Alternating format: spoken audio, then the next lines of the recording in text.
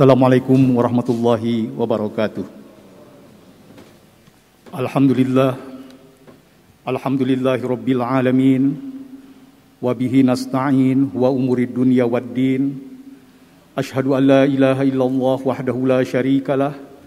Wa ashhadu anna Muhammadan abduhu wa rasuluh la nabiyya ba'dah. Ya ayyuhal hadirun, ittaqullah haqqa tuqatih wa la tamutunna illa wa antum muslimun. Wa'tasimu bihablillahi jami'an wa la tafarraqu. Sidang Jum'ah yang berbahagia, surah pertama di dalam Al-Quran kita tahu adalah surah Al-Fatihah. Surah ini menjadi bagian yang wajib di dalam setiap kali kita melaksanakan sholat. Oleh karena itu, paling tidak setiap hari kita membacanya sesuai dengan jumlah rakaat sholat, yaitu 17 kali dalam satu hari. Di dalam surat Al-Fatihah tersebut, di bagian akhir, kita seringkali memohon kepada Allah, ihdinas siratal mustaqim, tunjukkanlah kepada jalan yang lurus. Ihdinas siratal mustaqim, siratal ladzina an'amta alaihim, ghairil maghdubi alaihim waladdallin. Jadi sekali lagi, ayat tersebut adalah ayat permohonan kepada Allah Subhanahu wa taala untuk ditunjukkan jalan yang lurus, jalan seperti jalannya orang-orang yang telah diberikan nikmat oleh Allah Subhanahu wa taala dan bukan jalan orang-orang yang sesat. Namun demikian, kita seringkali lupa bahwa jawaban Allah untuk permohonan jalan yang lurus itu dijawab secara langsung, yaitu di surah yang kedua, surah Al-Baqarah. Jadi sekali lagi, permohonan kita untuk ditunjukkan kepada jalan yang lurus, jalan yang diberikan nikmat itu dijawab secara langsung oleh Allah Subhanahu wa taala di dalam surat Al-Baqarah di ayat-ayat awal. Kita tahu seringkali membaca Bismillahirrahmanirrahim, Alif Lam Mim, Dzalikal kitabu la raiba fi hudal lil muttaqin. Jadi kalau kita ingin mengharapkan jalan yang dinikmat, jalan yang lurus, maka sesungguhnya jawaban yang pertama itu adalah Al-Quran itu sendiri. Dzalikal kitabu la raiba fi hudal lil muttaqin. Yang artinya adalah ini adalah kitab Al-Quran yang tidak ada keraguan-raguannya lagi dan petunjuk. Nah, ini langsung dijawab, hudal lil muttaqin, petunjuk bagi orang-orang yang takwa. Masalahnya kita sering meminta, tetapi mungkin kita juga seringkali lupa bahwa ketika dijawab bahwa ini Al-Quran adalah sebagai petunjuk untuk permohonan tadi, mungkin jarang-jarang juga kita membaca Al-Quran. Itu yang pertama. Jadi yang pertama itu petunjuknya itu adalah bacalah Al-Quran dan tentu amalkanlah Al-Quran. Kemudian yang kedua, alladzina yu'minuna bil ghaibi wa yuqimunas sholata wa mimma razaqnahum yunfikun. Yaitu mereka yang beriman kepada yang gaib. Ya, jadi yang itu mereka yang beriman kepada yang gaib, melaksanakan salat dan menginfakkan sebagian rezeki yang kami berikan kepada mereka.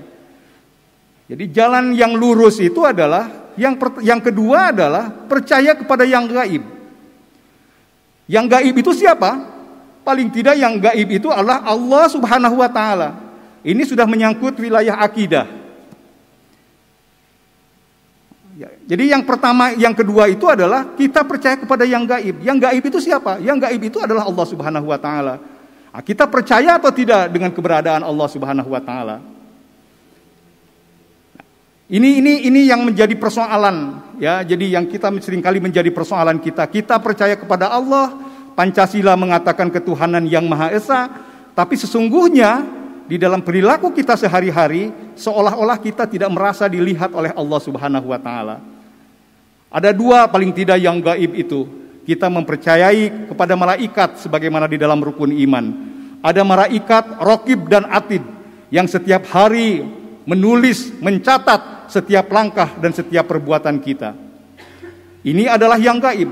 Nah, selama kita tidak percaya kepada yang gaib, terutama Allah dan malaikat, mungkin perilaku kita ini adalah perilaku-perilaku yang menyimpang dari apa yang diajarkan oleh Allah Subhanahu wa taala.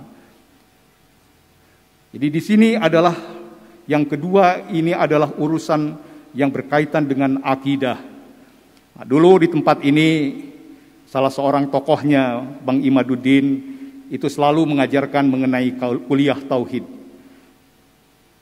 Kemarin ada diskusi yang menarik di TV yang mengatakan salah satunya adalah bahwa hancurnya Indonesia ini bukan oleh agama, tetapi justru oleh orang-orang yang tidak beragama. Nah, tidak beragama itu sebetulnya diartikan bahwa mereka tidak mempercayai keberadaan Tuhan, keberadaan Allah, yang sebetulnya Allah itu kita tahu di dalam ayat kursi, yang tidak pernah tidur, yang tidak pernah tidur dan selalu melihat kita sehari-hari. Allahu la ilaha illa huwal hayyul qayyum, dan seterusnya. Nah, kalau Allah itu ada, maka kita yakin bahwa setiap perilaku kita keseharian itu selalu berada di dalam monitor Allah Subhanahu wa taala. Jadi masalah kita, masalah korupsi, masalah penyelewengan, masalah yang lain, sebetulnya pada dasarnya adalah tidak percaya kepada yang gaib, terutama adalah kepada keberadaan Allah Subhanahu wa taala. Kemudian yang ketiga, wa yuqimunas shalah, melaksanakan salat, mendirikan salat. Salat yang bagaimana? Salat yang juga tercermin dalam perilaku keseharian. Nah, kita seringkali bahwa perilaku kita antara solat dengan solat, solatnya dilaksanakan, tetapi antara solat dengan solat, kita tidak memperlihatkan perilaku keislaman yang sebaik-baiknya. Ini berbahaya, karena orang-orang nanti akan menilai, akan mengatakan, lihat orang yang solat saja, perilaku kesehariannya seperti itu. Solat ini adalah panggilan yang menggambarkan kepercayaan kita kepada ya Allah Subhanahu wa taala sebagai perintah dari Allah Subhanahu wa taala. Masalahnya adalah ketika di dalam kehidupan sosial kita sehari-hari, Allah itu adanya hanya pada saat sholat saja. Allah itu adanya hanya pada saat puasa saja. Antara sholat dengan sholat seolah-olah Allah itu tidak ada. Jadi saya pernah menyampaikan juga di kesempatan khutbah di sini, bahwa jangan-jangan kita ini adalah termasuk orang-orang yang ateis kadang-kadang. Ketika sholat Allah itu ada, tapi antara sholat dengan sholat Allah itu tidak ada. Oleh karena itu menerima korupsi, berperilaku tidak baik, dan seterusnya dan seterusnya. Karena apa? Karena diasumsikan bahwa Allah itu kemudian tidak ada, tidak melihat. Tapi kalau tidak sholat, ya mungkin sholatnya rajin. Kalau tidak puasa, ya puasanya rajin. Nah, jadi ini soal sholat yang seharusnya adalah tercermin di dalam kehidupan sehari-hari. Kemudian yang ketiga, yang keempat ini adalah wa mimma razaqnahum yunfikun.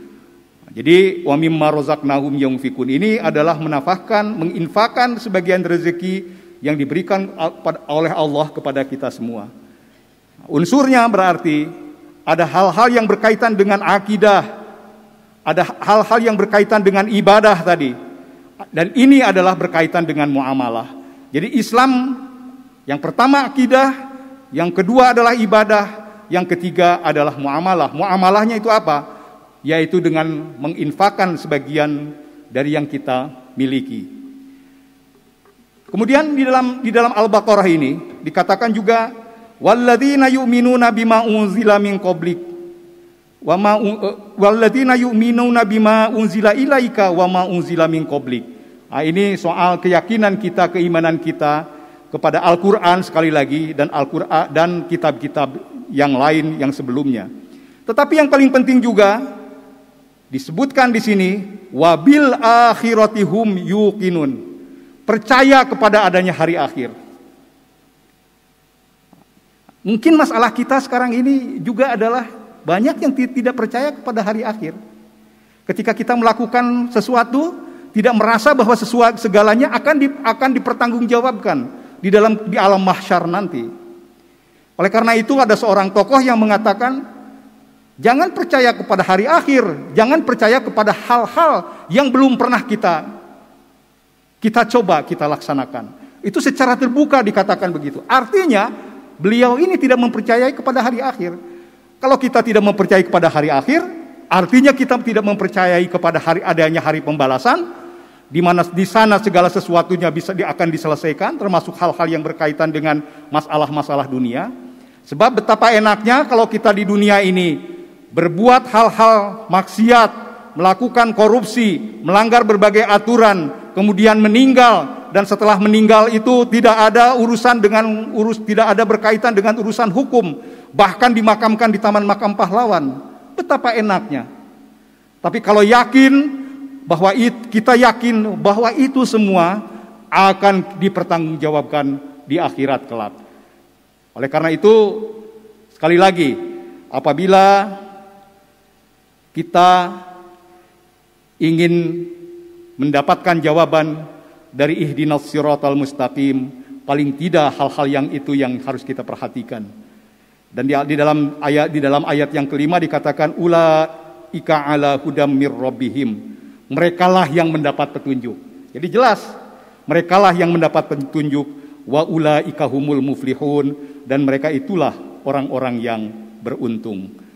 Jadi sekali lagi Bapak dan Ibu, Bapak-bapak, kalau kita ingin jawaban dari Allah Subhanahu wa taala, harapan kita ihdinas siratal mustaqim.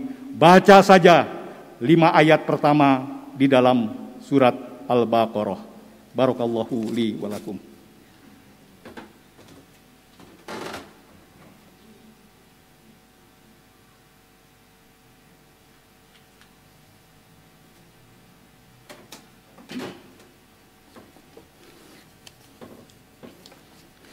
Alhamdulillahi rabbil alamin, wassalatu wassalamu ala asrafil anbiya'i wal mursalin wa ala alihi wa sahbihi ajma'in.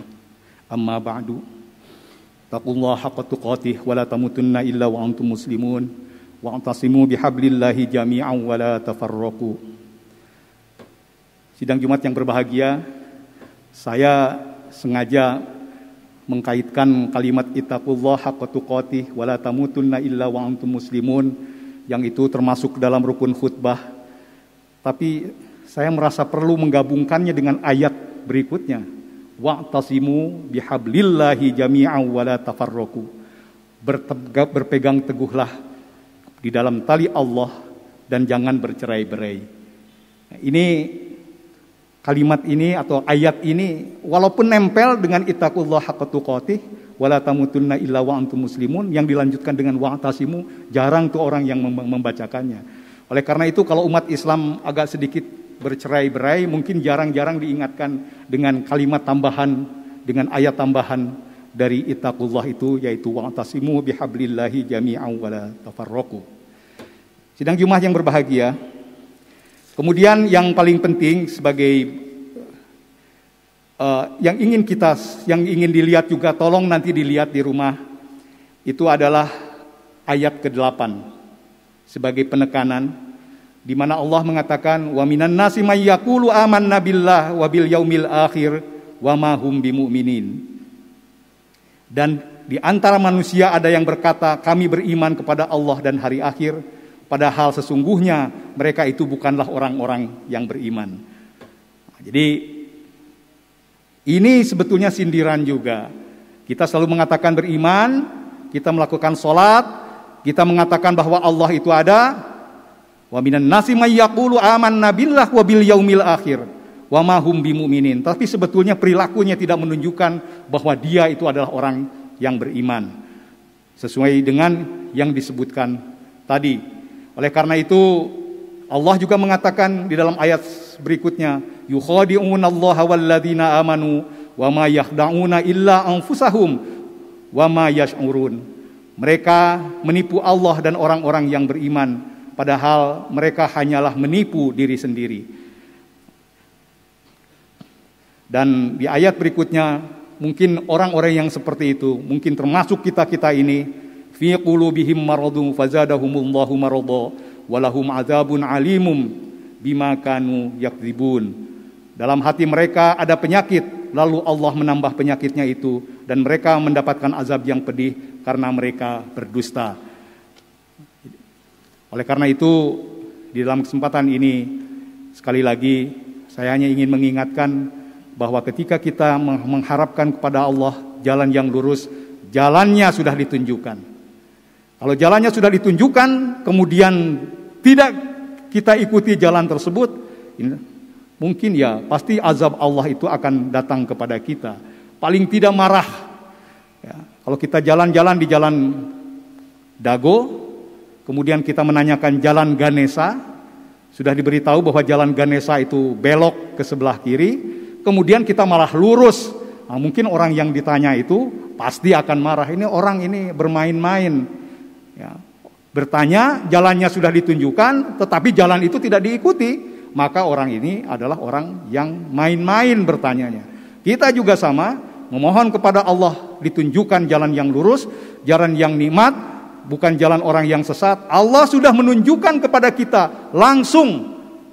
Permohonan yang langsung, yang ditunjukkan secara langsung, ujung surat Al-Fatihah, masuk ke dalam surat Al-Baqarah, ayat 1 sampai 10, menunjukkan jalan yang harusnya kita lakukan, sesuai dengan apa yang kita minta.